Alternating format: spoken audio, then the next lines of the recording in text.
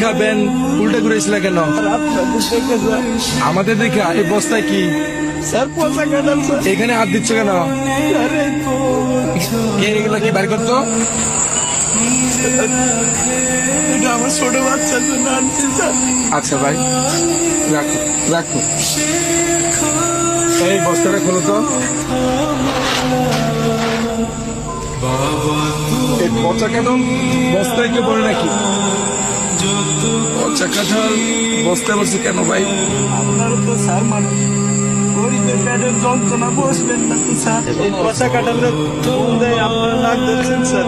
এই পচা কাঁঠালে আমার পোলা খাই বলছে করোনার জন্য 5 দিন ধরে কোনো কাজ কাম নাই স্যার। যেটুকু একটু চাল ছিল তাও স্যার শেষ হয়ে গেছে স্যার।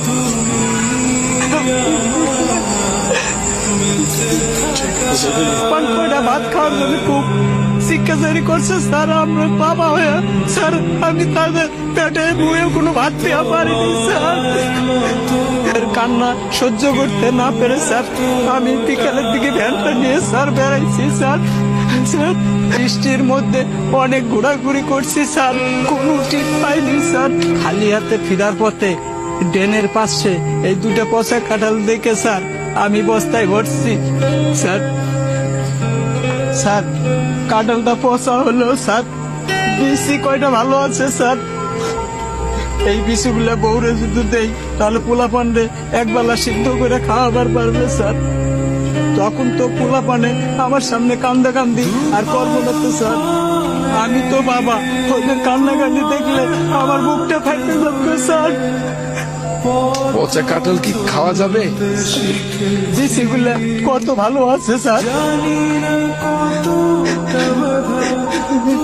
এই কাঁঠালগুলা নিচে নামাও তো। আমার পোলা পানের খাবার খায় কেড়ে নিয়ে নেগো স্যার। তুই তো প্রকৃত বাবা, যে বাবা সন্তানের জন্য রাস্তা রাস্তায় ঘুরে বেড়ায়। তোর মতো বাবারা আছে বিধাই তো এখনো সন্তানরা হাসে। তুই তো প্রকৃত বাবা। কাঁদিস না, দাঁড়া দাঁড়া।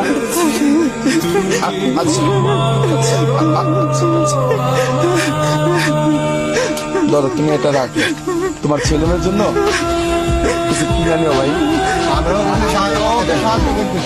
আচ্ছা দাও।